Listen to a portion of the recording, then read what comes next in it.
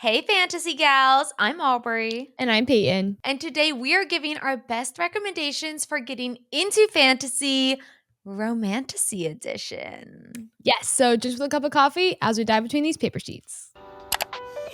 Let's do this. Welcome back, everybody. We are Hey. bringing you another Fantasy Rex vid. We did YA last time, so if you haven't seen that yet, that's a great place to start. But we're upping the ante today, aren't we, Aubrey? Yeah, come on, guys. Let's be real. If you want to get into fantasy at all and you're between the ages of maybe 20 or 40 or 15 and Whatever. 80, whatever, you probably have heard of Romantasy. And this is probably where you want to jump in, especially if you are coming from the romance genre. Yes. Oh my gosh. This is I think romantasy is what really got me into fantasy. Yeah. And then, of course, from romantasy, actually, I fell in love with YA fantasy, which is kind of weird.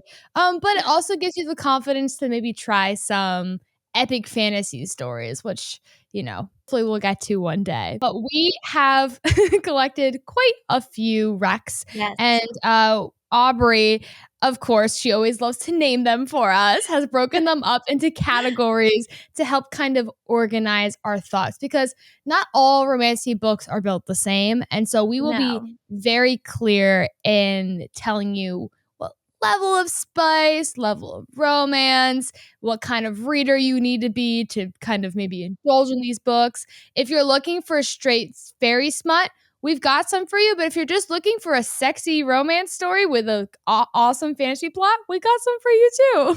Yes, we want to represent everyone here. So consider this like your BuzzFeed quiz. Let's see which category fits best for you.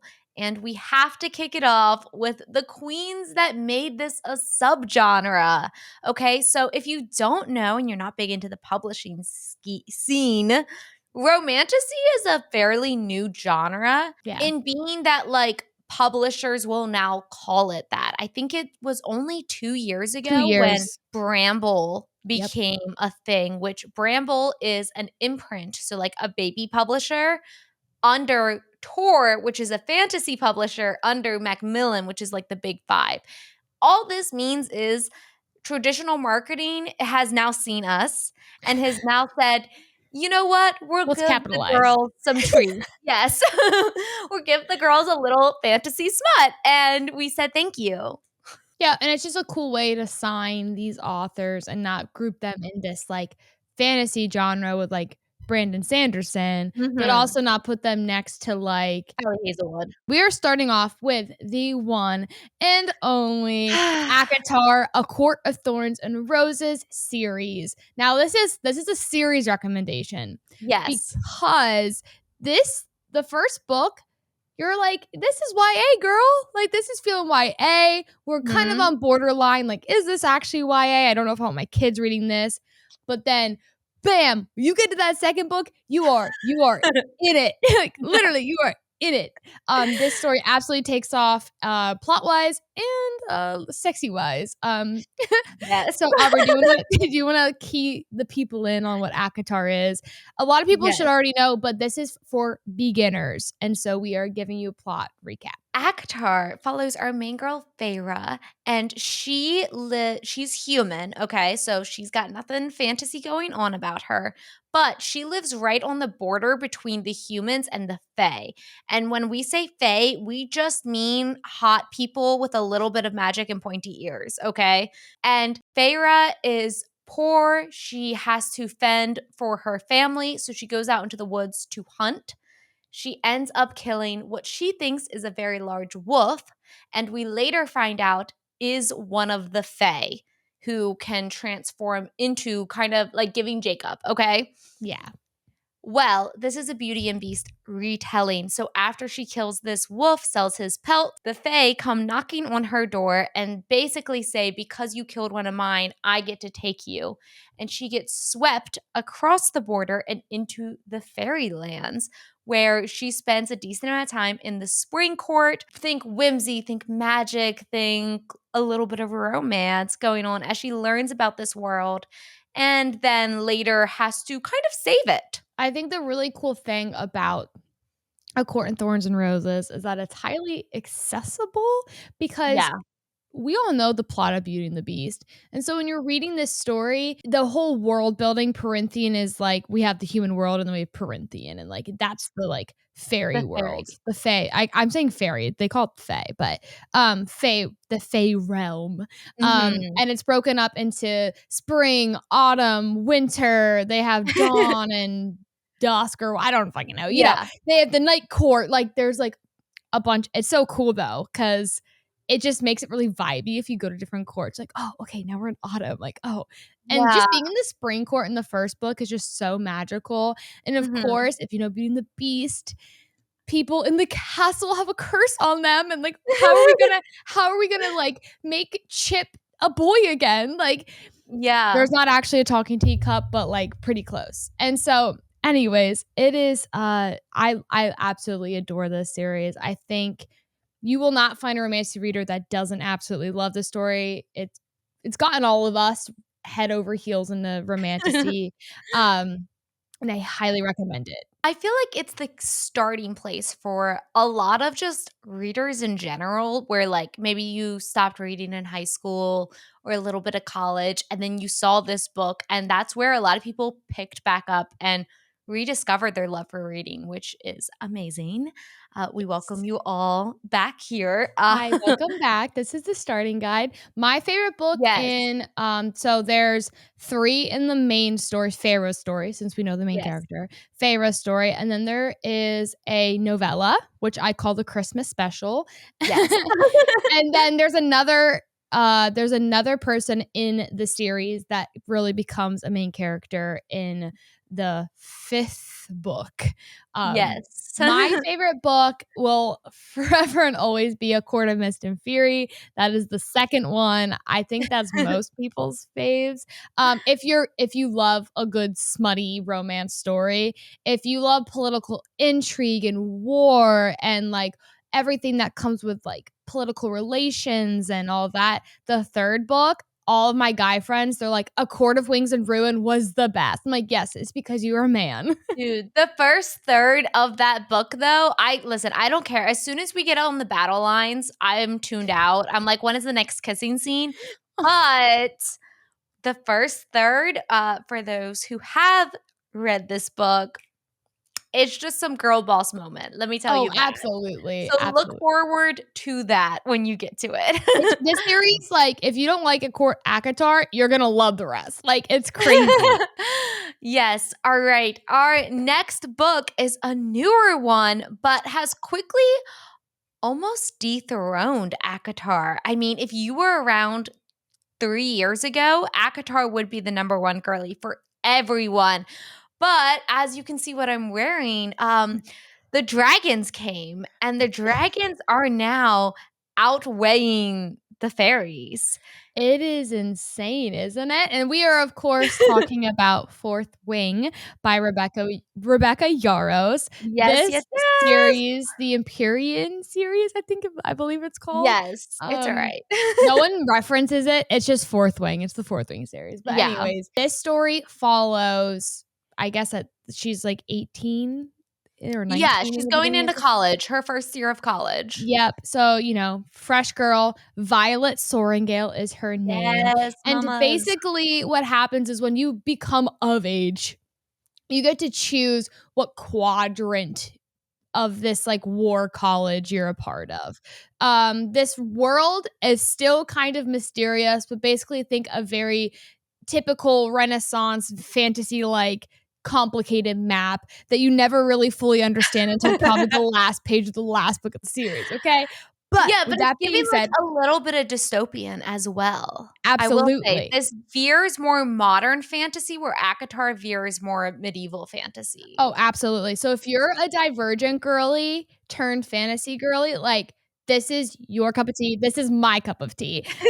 And so I fell in love. This is my, like, favorite book ever. So Violet decides she's gonna be in the writer's quadrant, which all of her family is. Quite frankly, she's forced into the writer's Yes. quadrant. And the first chapter, which is I think the best way to start the book, is her actually, like, facing her death on something called the parapet. And if you cross, it's like a very small balance beam made of, like, stone. And kids are dying left and right on this, and It's she has to windy. pass through. So there's lots of different quadrants. Like I said, it's a war college. So think Divergent, not like Divergent, how you can pick, your different Yeah. faction. So she's definitely a scribe. So she's very, like, studious, loves to read. A lot of the world building in the first book, she's just reciting, like, the history in her head, which I thought was a very, like, interesting way to do world building, but also It was controversial. it was very controversial, but, like, helped me. I was like, Yes, "Okay, now I'm especially caught if up." you're new to the genre, like, her spitting the facts while doing something dangerous wasn't bad. Wasn't the best, but it was a good, like, beginner. Right. And so, she enters this writers, and so there's dragons in this book, there's mating, there's, like, there is Like X-Men's powers? lots of romance. Oh, yes. Lots of romance. Probably Mhm. one of my favorite male love interests. I don't wanna give any spoilers away. Yeah, I no, like no, it's just, like, imagine it is a scribe forced to be a writer, forced to do something dangerous, a scholar forced to do something dangerous, and the whole first book is giving those, like, academy vibes where she is just trying to survive. Like, every page, she's like, "This could be it, y'all." and quite honestly, you think it is, and there's a lot of, chronic illness, Yeah. representation in this book. She's known to, like, be very oh my god, Yeah. fragile, frail, and so a lot of the times, like, people are kind of giving her a lot of, like, a little bit of, like, a push of, like, "It's okay, Violet, you got this."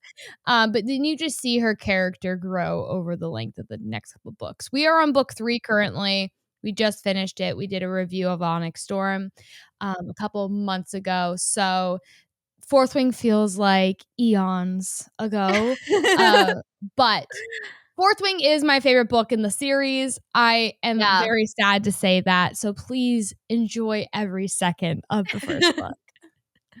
Yeah, and there will be 5 books, so Yes. we will slowly get there. I know some people don't like to read incompleted series, but I promise you this one will get finished. Like, there's no way Red Tower, her publisher, is going to let her get off. Yeah, they're making a It pretty was penny right now. Onyx Storm was the fastest selling book of the past, like, 20 years, okay?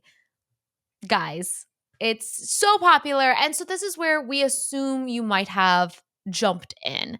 The rest of these recommendations are all still very popular, but they're not those, like, crowning genre defining books, which might also be where you want to exist. If you've read those and you're looking for more, we've got stuff that's similar. And if you've heard of those and you've said, yeah, but I've heard, like, the writing's really bad, or the world building's, the world building is so simple in those. And we want to try to keep that because this is for beginners, but we've got some other options for you if those are kind of turnoffs for you. Which leads us into our next category, which is if you need good writing. Oh, yes. This is, Let's like, top tier, like, masterpiece romantasy writing. let's be honest. What's nice about ACOTAR and Fourth Wing is that they're accessible, is that the writing is put at a level for you to just consume it. It is like A crack. romance book. Yes, and It's I your actually Allie Hazelwood turned fantasy, like, it's yeah, great. it's not very upmarket, high, like, literary. Yeah. But I love, and I'm going to talk about a metaphor that Brandon Sanderson uses, which is the glass approach. So when you're thinking about like writing as the craft, which is like the sentence structure and how things flow and how like poetic and beautiful and how much you want to like highlight quotes, right? Okay, so that's where we're existing in. Brandon Sanderson says that like books like ACOTAR and The Fourth Wing are going to be your freshly cleaned, beautiful white glass. You can see clear glass. You're going to see right through it to the story. Nothing is getting in your way. You are just consumed and you are one with the story that's happening. And that's super immersive. Then on the other side of the spectrum, we have what people consider good writing or more upmarket writing, which is a beautiful stained glass. This is when you're getting an image in how you're seeing this picture. So, what's on the other side of the glass, the story is a little bit more distorted, but it's because you're getting to see this beautiful art in between that. And that's where, so some people don't like that. I know my sister, she does not really like when there is something in the way of her in the story. If it's got too much prose going on, she like gets bored. And I'm like, what do you mean? This is beautiful craft. Yeah, it reminds me a lot growing up, like, I've taken art history classes, Yeah. and it's like when someone says to you, like, "Oh, you know, this painting depicts this and that's it." Or art history, if you've taken any art history class, no, that painting may be of that, but it means this, and this. And unless you actually study and really get like immersed like in what that writer was thinking or the painter was thinking or the time, like there's so much more like metaphorically going on in these stories than just like I found a dragon. The dragon likes me. This boy is hot. I'm going to kiss this boy. And there's a little bit of like tension, right? There is like a bigger element to these stories. And we could go on for days and days and days because our next book as was our top certified hardcover Yes. pick of 2024. So we are very happy to talk about this one. We have One Dark Window by Rachel Gilling. Peyton and I both have the sexy Barnes& and Noble exclusive versions, which means the title's not actually on this, but promise It's me that weird. that's what this is. Yeah, only like you couldn't get it in hardback with the actual cover, but I don't care because this is beautiful sprayed edges. So I wanted this one anyways. This is a gothic fantasy set in a world where there is this mist and curse upon the land, where magic is seen as like it degenerates people. If people are born with magic, they are slowly going to die. Like they're not reaching 25, okay? And in that world, the only magic that is allowed is a super unique type of magic system that's through like tarot cards. And so there's this deck of cards that you can use to have bits of magic. And all of the cards have a different theme to them that comes with like a pro and a con. So, for example, one of the cards is called the Maiden. And if you're using the Maiden card, you get to be like super fucking gorgeous, but you're going to start becoming a little bit more callous and you're going to start being a little bit ruder. And so there's a balance to how often and if you should use these cards. Bring in our main character, Elsbeth. And of course, she's got magic, guys. This is one thing you should know entering into the fantasy genre. It doesn't matter what the subgenre is, from YA to romantasy to epic. Our main character is going to be the special girly number one, okay? So Elsbeth has got magic, and part of her magic is she had touched one of these cards, a super rare one, and now she has a monster that lives in her head. And it So like fucking cool. the imagery of it is so good. We call him Nightmare. He's like a Yes. wolf type creature.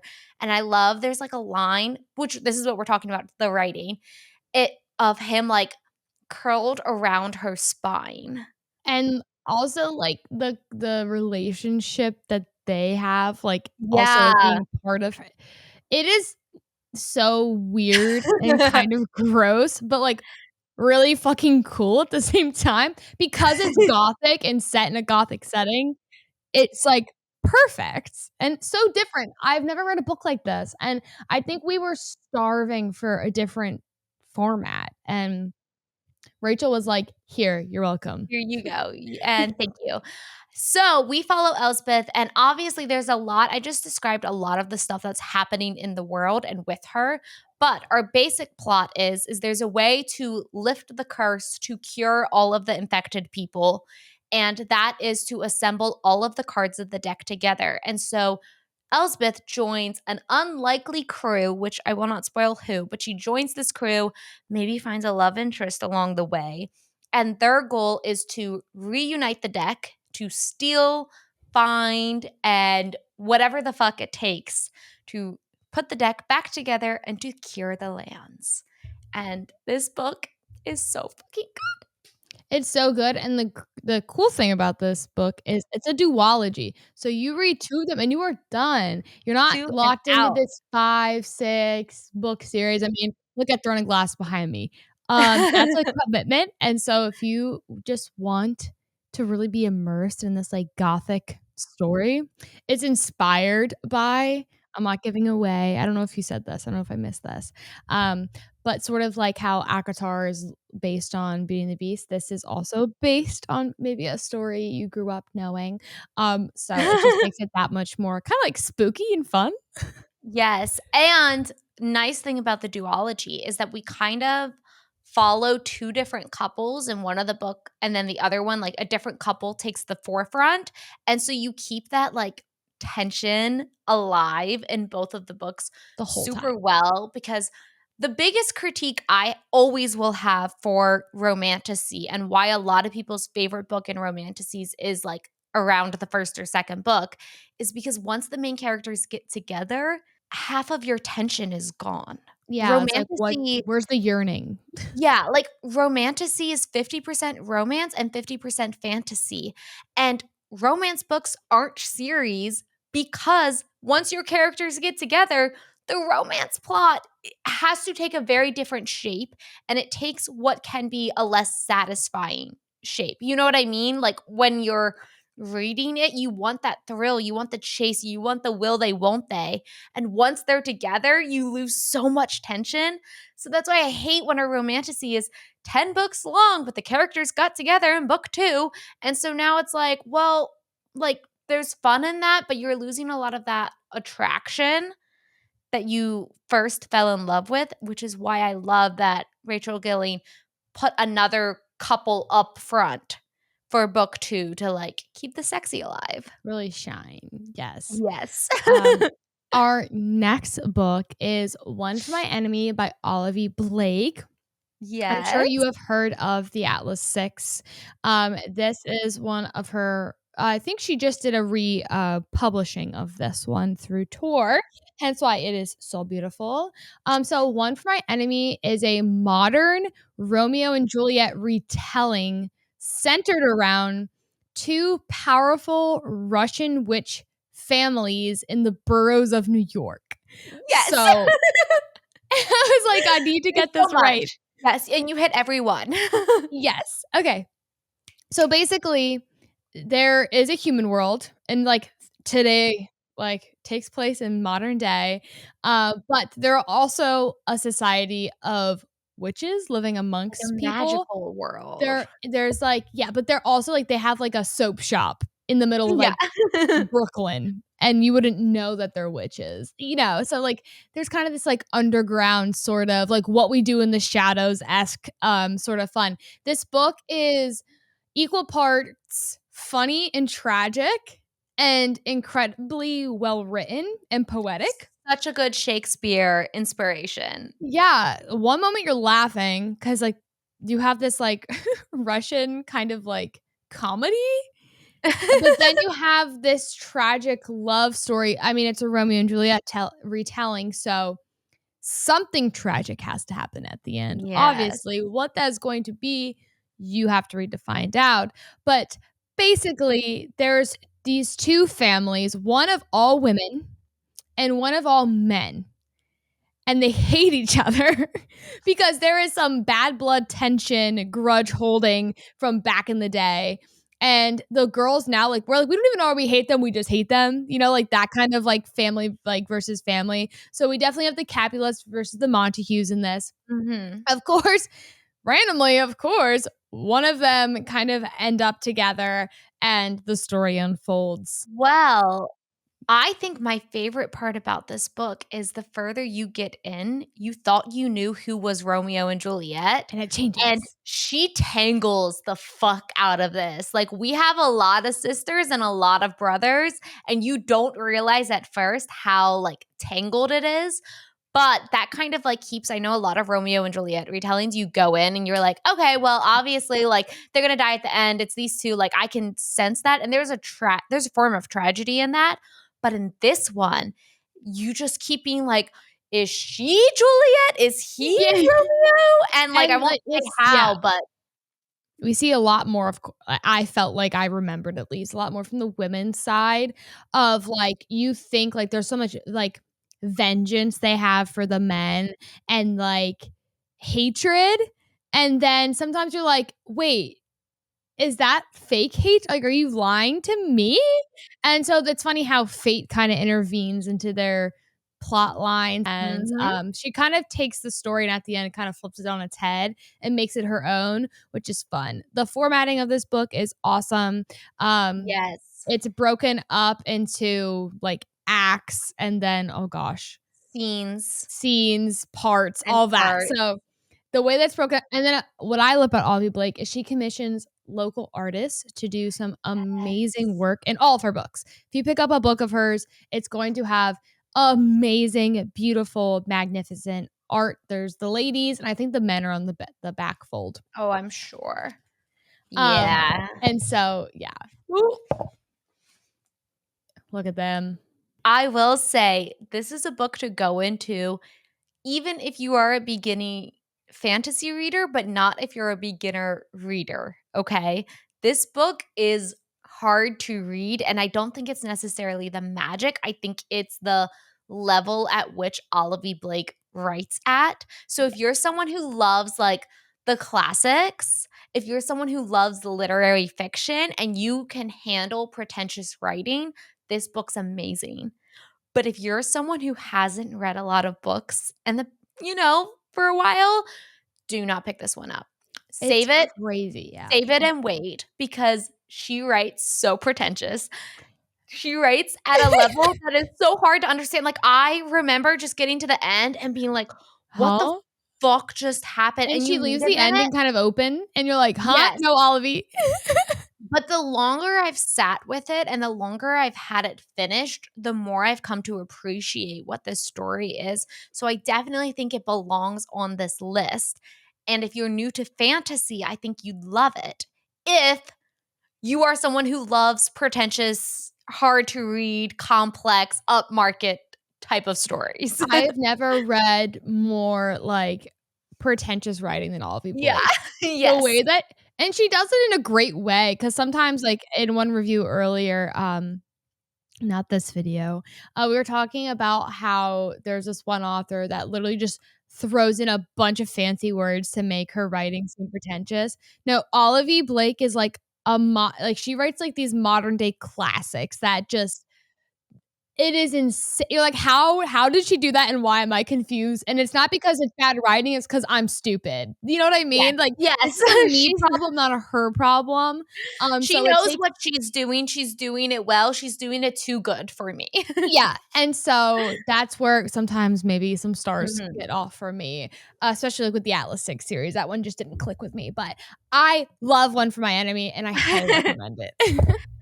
Moving forward, we're going to step into a little bit more of unique world building. If you, again, this is if you've done the ACOTAR, if you've done the Fourth Wing, if you've heard about them, but you want something that just feels a little bit different, specifically in its magic systems, I think these are great books to read. And this first one is one that I've said was a 3-star for me, but if I read it as my first romantasy, I think it would be 5-star god tier. I'll never forget about it. And we said that in the review of this book. And later, a commenter said, I read this as my first one, and you're absolutely right. This shook me to my core. And that is A Fate Inked in Blood by Daniel L. Jensen.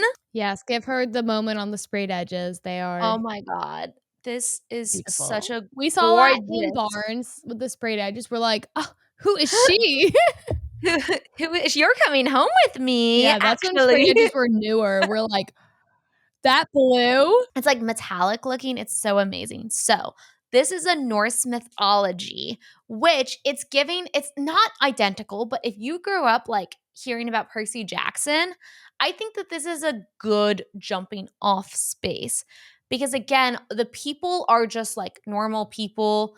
They don't even have magic, but the gods have magic. And so we have our main girl, and she is chosen by one of the gods, and you find out like very quickly in that she is what they call the shield maiden, and that is someone like who has powers because of a god, but has powers because of a god that hasn't been around for years. Like this is our prophesized main character. When the shield maiden comes, we are going to become like the conquerors of the land because this is Vikings. Okay, so we got our clans, we've got our like we're Norse going out mythology. plunder. Yes. And so they find that out, and now she has to complete this like series of trials to prove that she is that shit, basically. And then they're going to use her to like rule the world. So she ends up getting forcibly married as the second wife to the leader of the clan. What is his name? Like, It's the Jarl or whatever. I yeah, forget. the Jarl. It uses Everyone correct us Vikings. on how to say it, but, I like, know. it's It's not been Jarl, I think it's Jarl. yes, and it's been over a year, so I had figured it out at the time, and now I'm slipping back. But he's like an Freya old marries man him as with a second wife. with a wife who's a bitch. However, his son can kinda get it. Hey, Bjorn. So, I do wanna put that out there as a warning because I knew it going in, and I think it greatly helped me be okay with it, is she is going to engage in romantic actions with her technical son-in-law. However, it's a forced marriage with the old dude, and she never, like, fucking kisses him or anything like Yeah, that. think like this, we're putting ourselves back in Viking times. She is a young girl married off to a very old man who already has a wife. Mhm. They don't bang at all. So there's not like, "Well, No. you fucked my dad. I don't," Yeah. like, no, none of that happens. It's purely for politics. Like, it's a power thing, and it's forced. So it just so happens his son is hot and they hit it off. And it's sexy.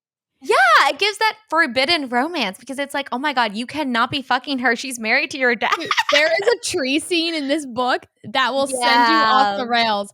So we Yeah. haven't been like giving you the spice levels. I think so far this is the spiciest of Mhm. what we've gone through. ACOTAR gets super spicy late in the Later. series. Fourth Wing's got a few scenes. The first one didn't feel that spicy, and then the second one, I feel like she upped the ante for the detail in this sex Yeah, scenes. but not as The other extreme as 2, a like, fake. there's sex, but it's not like a sex No, we're scene. having Viking sex in this Yes, book, yes. and so A Fate Inked in Blood is great. The trials, there's forced proximity, the forbidden romance, and then also adding that it's a Viking story, so, like, they're like, people are, like, they're getting attacked, villages are being burned down, I've never read a Viking story before. I loved Vikings back in the day. I loved the TV show and everything, so I'm like, "Oh my god, this is great!" So, I really enjoyed this, and the second one comes out very Came soon. out last week. Okay, it's already For out. when this airs, it comes out last week. So, So, you it's can completed. roll right in the book 2 now. Yes, and I will say this wasn't put on our, like, good writing. I think this is, like, the perfect middle of the pact where if you think that ACOTAR and Fourth Wing's writing is too simple, but you don't wanna dive into heavy prose, I thought that this was, like, perfect. It was the Goldilocks of, like, everything felt well written without having that, like, interference with the story of it existing so heavily on the page. Yeah, So, I agree, yep. and just such unique world building. I think it's a perfect spot for that. Yeah. So And I know people love her, and they just got new covers, Bridge Kingdom series as well. That's one that might be on Kindle Unlimited now. So it's one that we've thought about picking up. well, speaking of unique world building, we Yes. have a Pakistani romance, romantasy story for She Is Wrath. Definitely I am going to say we were talking about a very smutty book. This is not necessarily a smutty book. We No. looked it up beforehand. It's a romantic fantasy. So there's elements of romance, but I need to say that if you love a badass woman with a revenge plot plus Uh-huh. a little bit of spice, this is your book. If you Yeah. know, this is a Count of Monte Cristo retelling. We have a lot of retellings in this video. We had Beauty and the Beast. Romantasy loves a retelling. Yeah. So this is Emily Vargas' take on the Count of Monte Cristo, following our main character Donnie, uh, a girl who becomes her best friend, who I'm blanking on her name. More. Noor, yep. Noor Yeah. digs a hole into her cell, as if you've seen the movie, and they go on this epic quest of vengeance. So this book is a lovers to enemies Which is so exciting. plot line. So Yeah. we start off the book, and this woman is pissed. She is Pissed. mad. The love of her life betrayed her, and she has been imprisoned for 1 year. Well, they break out of jail in, like, the first 2 chapters. Yeah. They find this, like, prize, which kind of, like, she's able to this is the fantasy element, she's able to conceal her like, what she looks like. Yeah. She gets It's into called gin magic. It's like a drug you can take to, like, do whatever the fuck you want, It basically. reminds me, like, if anyone's heard of, like, Dune, like, the spice, like, how it kinda, like, changes your eyes and, like, kind of, like, gives you this more, like, elated sense of, like, being. She's kind of like that, and so she's able to go into the castle walls, get close to Mazin, her ex-lover, and Ex-lover. really just fuck shit up, and so she is mad. This whole book, I'm just like, "Girl, Yes. she's just mad the whole time." The cool thing is we get, flashbacks to the past, so we kind of, like you learn about what has happened while the present is happening, and I think that writing style is very interesting. Other than like, this book took me a minute to get into. This is Emily's debut novel. I Yes, it think just came that out in October. yeah, so brand new if you wanna hop on the train. I mean, look at this Mhm. cover. It is, like, literally the best. So gorgeous. Um, I love the representation in this story to begin with. That's the main reason why I picked it up. Cause like, a Pakistani romantic fantasy, like, sign me up, that's so cool. Cause recently we read Air by Saba Tahir, if you're an Ember in the Ashes girly from back in the day. So this I was already in the mindset, I'm like, "Yes, Count of Monte Cristo, yes." So I highly recommend this. Like I said, this is her first, and I think her writing's only gonna get better from here, and it's a standalone.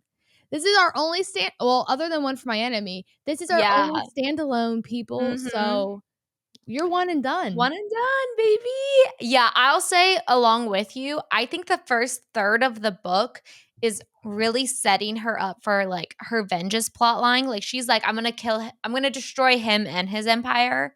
And Yeah. you don't get a lot of romance. You don't have, like it's a little bit more of a work through it, but Yeah. once you start getting those flashbacks and watching the characters fall in love and the love interest shows up on the page You're like, when she "Damn." hates him in modern time like, in the current timeline as well, that's when the story, like, really gets its legs and takes off as a romantasy. So I'd say you have to work for it a little bit more, but once you're in it, you're in it. And also the power of friendship. From that, we're gonna go into our spicy I picks. This see. is the romantasy genre, and with a romance, you obviously can get your sexier books. And so we're gonna kick it off with one that took everyone by storm over the summer, Quicksilver. Yes, we're here for a R-rated book, Quicksilver. Wow. Yeah, Kingfisher, guys. We were not expecting this one. This book popped up on our TikTok. It was self-published by a British woman called Callie Hart. And we're like, who is this? Like, what is this cover? She made the cover herself. She published it herself. The book was like this thick. So Did big. not know that because we read it on our ebook on our Kindles. And all of a sudden I'm like, Aubrey's like, do you know how long this book is? I'm like, holy shit, Aubrey, I'm sorry. It's got to be like 800 pages, if Yeah. not more. But for a first book, and especially in a series, I was like, huh? And this book starts off in a way you think it's like science fiction, and then it takes a completely different turn. Mhm. This book really does try to do it all in book 1 to the point where I thought right up until the end that it was a standalone, Yep. and I got, like, betrayed with the knowledge that it is actually A series. I'm hoping just a duology. That's my hope, but we were theorizing perhaps a trilogy Yeah. in the review of this book. This is like the Romantasy final boss. It has all of the tropes you want in a Romantasy book in it. We start with like poor girl who then 30%, like 200 pages into the book, gets taken to the Fey realm, and she has the power and the ability to manipulate this rare metal called Quicksilver. Yep. And so basically the Fey King's like, "Hey, I am at a war right now with the Vampire King. I need you to make weapons for my Fey soldiers." And she's like, I would love to just get back to like my family back in the poor district. Like, I'm good. She's like, actually, this was a lot, but can I go home? And they're like, not until you make us this many weapons. There's so much to this story. It's There is, insane. yeah. And may I add, like, at the same time, there's like a war going on Yes. between vampires. Don't worry, there's vampires in this book. This sounds like Uh-huh. we're like shitting on the book. Yeah, it's just got like fucking everything in it. Callie Hart was like, I think she used to write in a different genre, and she wasn't selling very well, and she was like, let me write something for me. Like, let me write something that just is fun. And I think that is what this book is. It's fun. It's If just you fun. if you skim a little. If you skim a little. Yeah, skim a little. Looking back, and if she had a publishing team behind her and an editor, this would have been broken up into 2 books. Probably. Yeah. And I think she would have been better for it. But hey, she's popular. She's now traditionally published, and she's definitely going to sell the next book in the series. So she did something right. Next book comes out in like October or something like that. Yeah, it comes out Brimstone. this fall, I believe. November. There's a scene, my favorite sex scene in this book, Yeah. in a tent. And that's my favorite spice scene in the book because you're just like, wow, I didn't even know that was possible. Kingfisher is the king of my hearts. But, I never really fell in love with any characters in this book because they are so stereotypical romantasy characters that you The can't really, leads like are. I can't really, like, feel like I could, like, claim him because he felt like every Mhm. other guy I've read. But Carrion Swift, Yeah. the side character, one of the side character really does steal your Dude, heart. Carrie. He's amazing, and that's where we will leave it, Yes. okay? This book is overwritten. That is my biggest complaint and the biggest, like, warning sign I wanna put on this as we recommended. I think it could have been 300 pages shorter, hit all the same plot points, and been a better book for it, or Yeah. like Peyton said, maybe split it in 2. But I know so many girlies got to this book and just got addicted to it, and they read it so quickly, and the parts that are on the page that are good are really good. I think she does a great job. So, if you want a little spicier read, I think this is a good one for you in the Romantasy. Now, we have to finish this video off with when we say Romantasy, and you're like, there's a big name in here that we didn't put in the original, the Queen spot, and that is Miss JLA, Miss Jennifer L. Armentrout. And I want to say the From Blood and Ash series Here we go. helped put Romantasy on the map and was very good to a point. To a point. However, we cannot recommend it because she entered her Miss Moneybags era Yeah. and started choosing what felt like some capitalist greed money making over giving us a good story. And so we're not going to recommend For Blood and Ash. Unfortunately, we can't. Unfortunately, because the first 3 books are bangers, and if you can stop a series midway through, I totally recommend the first 3 books. But the last few have been trash. Yes. But what we can do is we can offer you her traditionally published series, Bramble. Bramble, which we mentioned at the beginning of the video with Fall of Ruin and Wrath. Yes, this book, like, in the beginning, I was listening to it and I was, like, not getting it. I was like, "This book sucks." And everybody's like, "Read it again." And so I read it at the beginning and I was like, "Wait, this book, guys, is like if JLA had an editor." And I don't know, I'm just so happy to be in a different world, which I'll get to that in a second. These characters are so hot. The setting, amazing. This first book and its ending, amazing. Has So she good. taken too long to release the second one?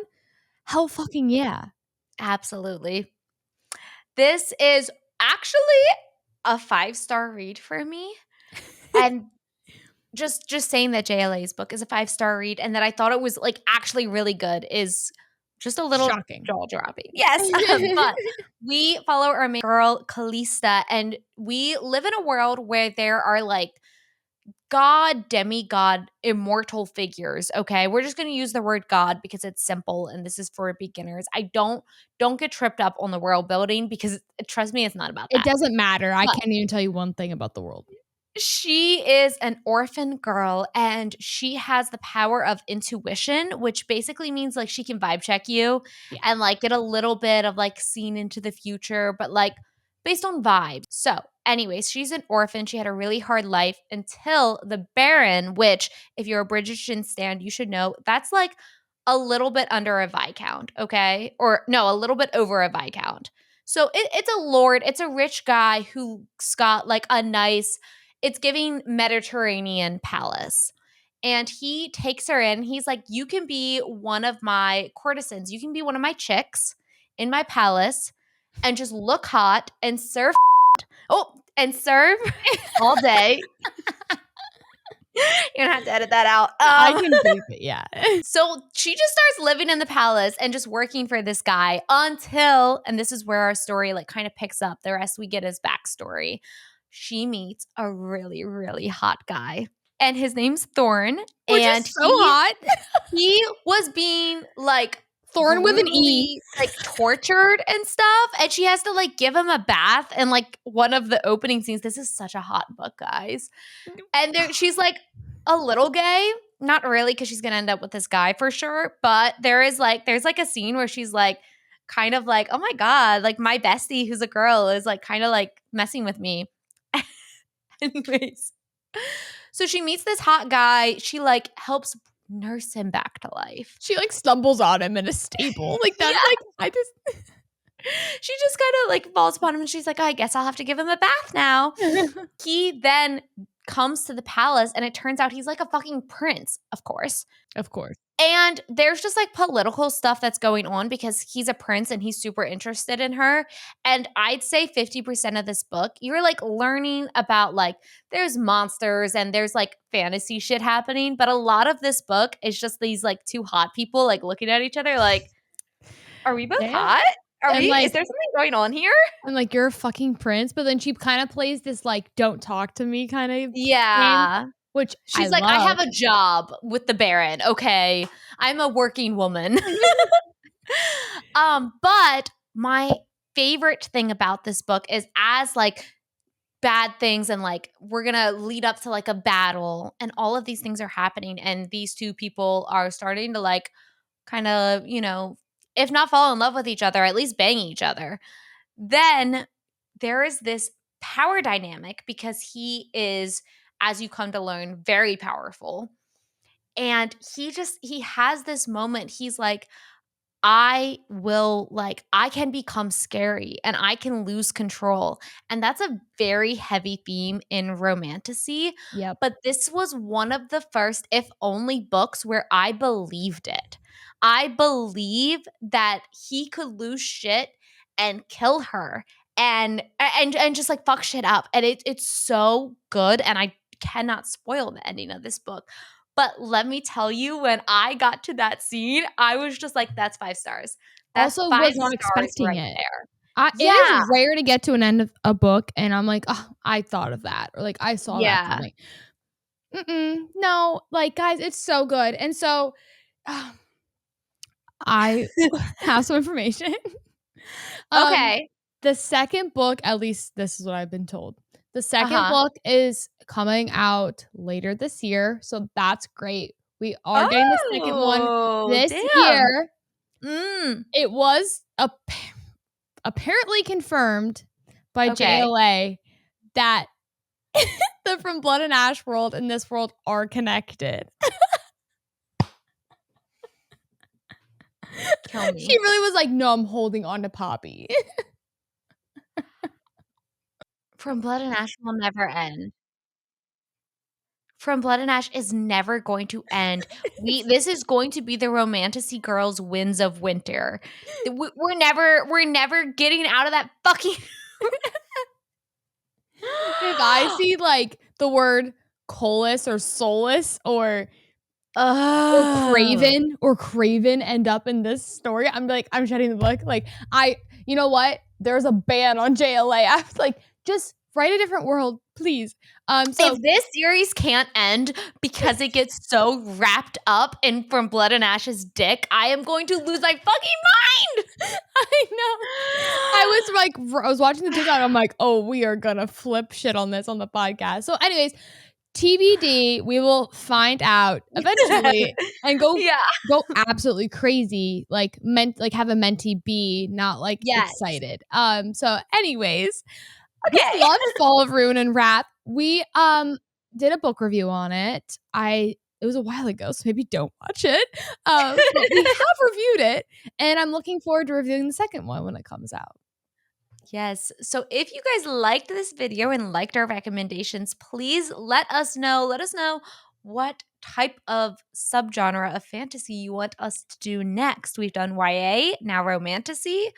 There's more, and we mainly read fantasy books, and so we're always reading more, and we love to talk to you. We want to hear your recommendations for us, and if Yeah. you want us to review any, I have a book behind me here, if you can see it, if you're watching on YouTube. It Mm-hmm. may or may not be Silver Elite by Danny Francis, so that may be coming soon, maybe not, I'm not sure. Uh-huh. We'll So see. We stay haven't started tuned. it yet, guys, Yeah. but all right. Thank you so much for joining us and happy reading.